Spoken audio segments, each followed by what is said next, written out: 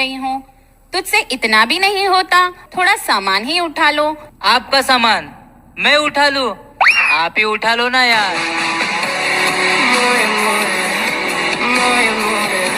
मोया कहीं का, ये ले सामान और रख दे अंदर ले जाके। वैसे ये मोए मोए होता क्या है? मेरी लाडली बेटी जरूर स्कूल के किसी पोएम कंपटीशन की तैयारी कर रही होगी। हेलो मम्मा।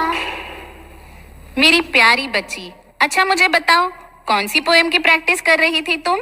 ठुमक ठुमक जब हिट जाए तू पहाड़ी बाटों में। बस बस, तेरे स्कूल में ऐसी पोएम सिखाई जाती है? ये पोएम नहीं है, ये तो ट्रेंड है मम्मा, ट्रेंड। आग लगे ऐसे ट्रेंड को, चल जा यहाँ से और अपनी पढ़ाई पे ध्यान दे। ट्रेंड है मम्मा। वैसे आज सेल में काफी अच्छी साड़ियाँ थी। अरे बेटा नेहा, देख तो कैसी लग रही है ये साड़ी मुझ पर। So beautiful, so elegant, just looking like a wow.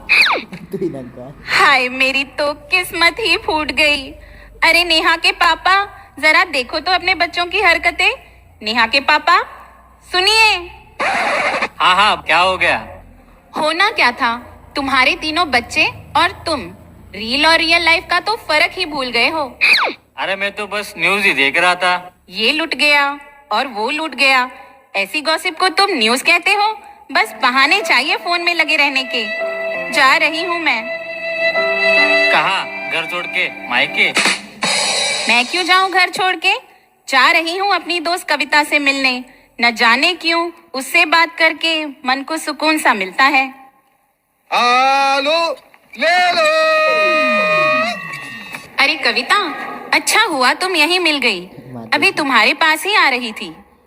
क्यों, ऐसी क्या बात है? अच्छा चलो, बाकी बातें घर पे आराम से बैठकर करते हैं। धन निरंकार जी। धन निरंकार जी। घर तो बड़ा सुंदर सजाया है कविता तुमने। अरे यशराज बेटा, तुम क्या कर रहे हो? हमारे निरंकारी सत्संग भवन में कल बाल सेवा दल के लिए एक ड्राइंग कंपटीशन रखा गया है जिसका टॉपिक सुकून है। तो मैं इंटरनेट की हेल्प से कोई अच्छी सी ड्राइंग बनाने की प्रैक्टिस कर रहा हूँ। बहुत सुंदर। अरे बेटा दीपक, काफी समय से देख रही हूँ आईने के सामने खड़े होकर कुछ उछल कूद कर रहे हो। अच्छा, टुक टुक पर वीडियो बना रहे होगे। नहीं आंटी जी, मैं जिस जॉब प्रोफाइल के लिए ट्राई कर रहा हूँ वहाँ की फर्स्ट प्रेफरेंस फिटनेस है। उसी के लिए मैं हमारे निरंकारी सत्संग में कराए जाने वाली पेटी एक्सरसाइज कर रहा हूँ। एक्सरसाइज, वो भी सत्संग में? हाँ जी आंटी जी, सेवा में तत्पर रहने के लिए शरीर को फ्लेक्सिबल और मन को स्थिर कैसे रखा जाए यही सिखाया जाता है। जहाँ आजकल की जेनरेशन स्ट्रेस और डिप्रेशन की बातें करती है, वहाँ तुम मन की स्थिरता की बातें कर रहे हो। छोटी उम्र में ही हमें बाल संगत के रूप में संतमति वाले दोस्त मिल जाते हैं और बड़े होते होते हमें मुखी, संचालक और शिक्षक के रूप में ऐसे सारथी मिल जाते हैं जो जीवन के हर एक छोटे बड़े पहलू पे हमारे प्रॉब्लम्स में हमें गाइड करते हैं। ऐसा क्या खिलाती हो अपने बच्चों को जो इतनी सी उम्र में इतने समझदार हैं? मुझे भी बताओ, मैं भी अपने बच्चों को ऐसी ही सद्बुद्धि देना चाहती हूँ। वैसे ये निरंकारी मिशन क्या है कविता बहन? ये वही खुराक है जो तुम अपने बच्चों के लिए मांग रही थी।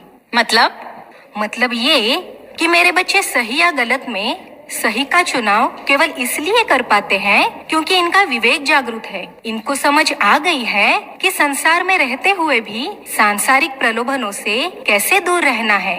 और ऐसा नहीं है कि मेरे बच्चे ट्रेंड फॉलो नहीं करते या ये अपडेटेड नहीं है। संत निरंकारी मिशन की ऑफिशियल वेबसाइट और SNM ऐप की मदद से दासी का परिवार हमेशा ही भक्ति मार्ग पर अपडेटेड रहता है। इतना ही नहीं, सदगुरु माता सुदीक्षा जी महाराज द्वारा युवाओं का मनोबल बढ़ाने के लिए NYS, वॉइस डिवाइन और न जाने कितने ही नेशनल इंटरनेशनल प्रोग्राम निरंतर जारी रहते हैं। इतने सारे आशीर्वाद और दातार की कृपा से हमारे बच्चे तरक्कियां तो करते हैं पर बहकते नहीं। बहुत सुंदर कविता बहन, कल से मेरा भी पूरा परिवार निरंकारी सत्संग में जाएगा, साथ संगत और सदगुरु के आशीर्वाद का पात्र भी बनेगा। सबर सिदकदा चोला होवे, तेरा एक सहारा रहे, साधु रह के दुनिया अंदर, वांग कमल दे न्यारा रहे।